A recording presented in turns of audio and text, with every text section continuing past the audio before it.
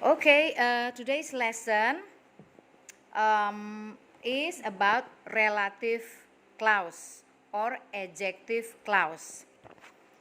Adjective clause or relative clause in bahasa, if I can translate the definition in bahasa, if I can explain that in bahasa, means berarti ya, adjective clause atau relative clause adalah kalimat anak, kalimat yang tergantung pada induk kalimat, disebut dependent clause atau anak kalimat yang berperan sebagai adjektif, yaitu kata sifat yang menerangkan benda, satu benda atau kata ganti orang ya, atau kata ganti benda bisa pada main clause atau induk kalimat. Main clause, induk kalimat dalam satu kompleks sentence.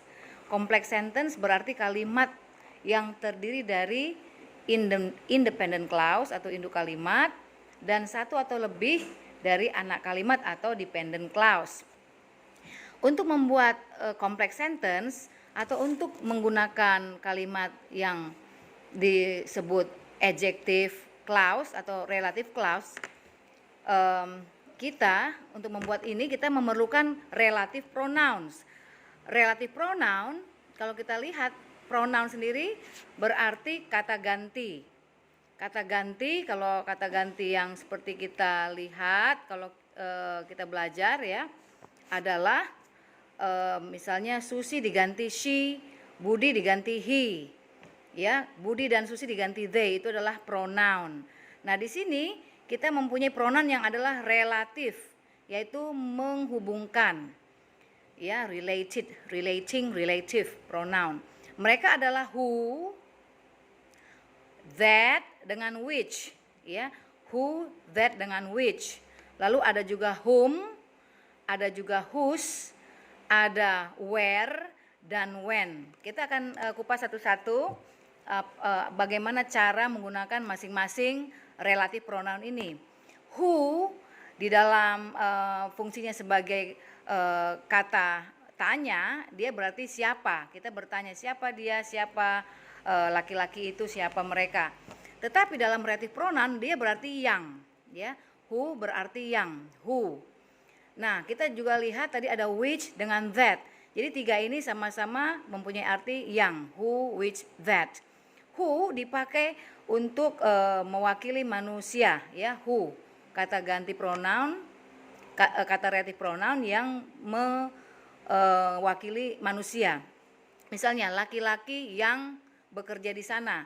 Karena laki-laki itu manusia, berarti kita pakai who. The man who works there. Perempuan yang memukul adik saya, perempuan manusia, kita memakai who sebagai relative pronoun. Jadi the woman who hits my little brother. Nah, kita juga tadi mendengar which. Which itu sama-sama yang, tetapi dia untuk non-human, bukan manusia ya. Bisa merupakan objek, benda, atau binatang. Misalnya kucing yang mencuri ikan saya. Karena kucing itu non-human, bukan manusia, kita pakai which.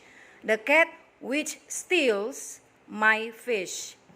Lukisan yang ada di sana.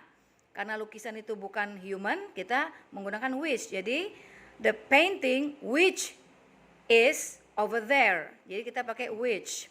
Nah, kita juga mendengar tadi ada kata that. That itu adalah netral. Dia bisa mewakili manusia atau bukan manusia. Contoh, laki-laki yang bekerja di kantor ayah saya. The man that works in my father's office. Atau kucing yang selalu mencuri ikan saya. The cat that always steals my fish. Jadi itulah penggunaan who, which dengan that.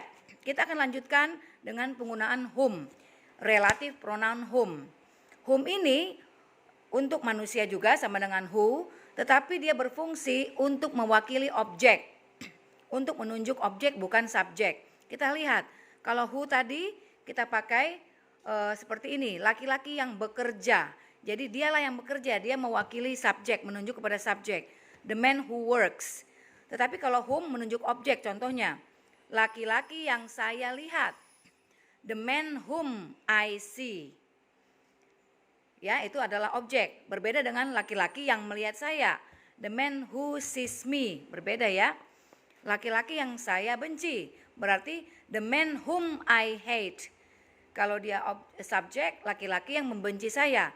The man who hates me. Kita bisa lihat perbedaannya ya. Antara who dengan whom. Whom menunjuk kepada objek. Kalau who menunjuk kepada subjek.